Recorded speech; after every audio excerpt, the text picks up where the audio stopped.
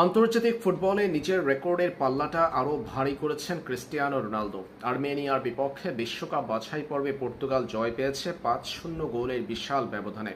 এই ম্যাচে Cristiano Ronaldo গোল করেছেন দুটা, যে দুই গোলের মধ্য দিয়ে তিনি লিওনেল মেসিকে টপকে বিশ্বকাপ বাছাই পর্বে গোলের সংখ্যায় এগিয়ে গেছেন।